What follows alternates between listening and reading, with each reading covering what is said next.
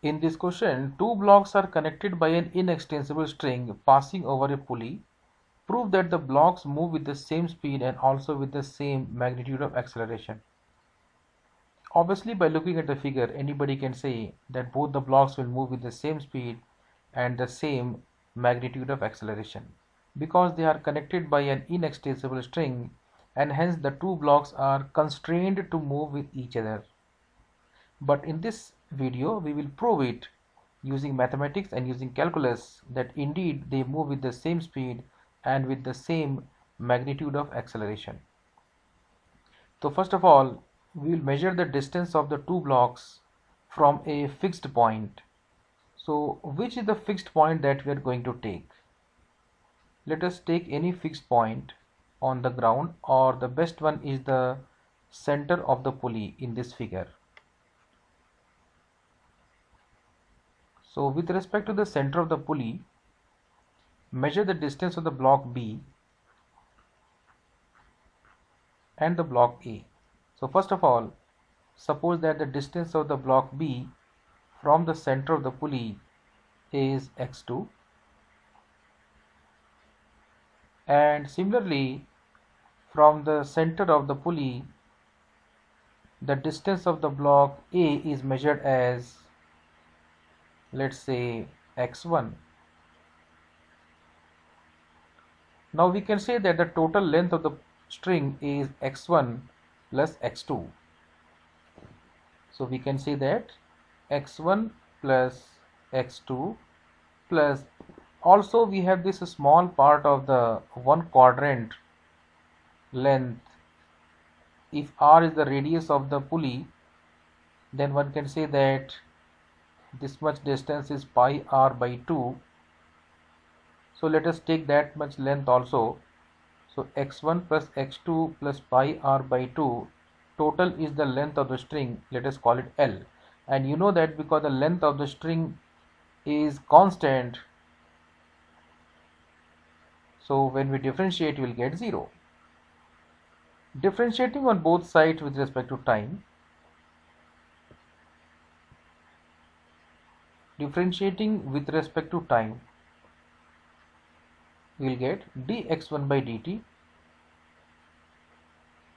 plus dx2 by dt plus d by dt of pi r by 2, which ultimately becomes 0, is equal to dl by dt, that also becomes 0 because L is a constant. So dl by dt will become 0 and d by dt of pi r by 2 will also become 0, and we will get only dx1 by dt plus dx2 by dt.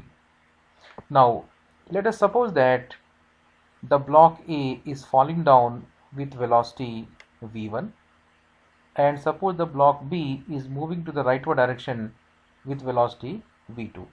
So we can say that dx1 by dt, rate of change of x1 with respect to time, will be velocity v1 for the block A, and dx2 by dt will be the velocity v2 for the block B, but with a minus sign here because the value of x2 is decreasing. As you can see, as the block B moves forward towards the pulley, the value of x2 is going to decrease, and therefore according to calculus the decrease of any quantity is given by negative. So dx2 by dt will be a negative quantity, whereas dx1 by dt will be positive because as the block A falls down, the x1 distance will increase. That is why dx1 by dt is positive v1 and dx2 by dt is negative v2, and the whole thing is equal to 0. Therefore we can say v1 is equal to v2.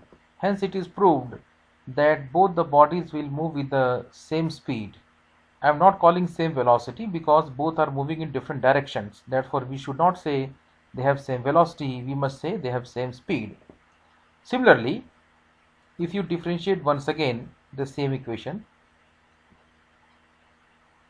d by dt of v1 is equal to d by dt of v2, then you know that rate of change of velocity is known as acceleration. So a1 is equal to a2. That implies that acceleration of the block 1 a is equal to same as acceleration of the block 2, that is b. So in the figure we can indicate that the block A is falling down with acceleration a1 and the block B moves with acceleration a2, and a1 a2 both are having the same magnitude. Thank you very much.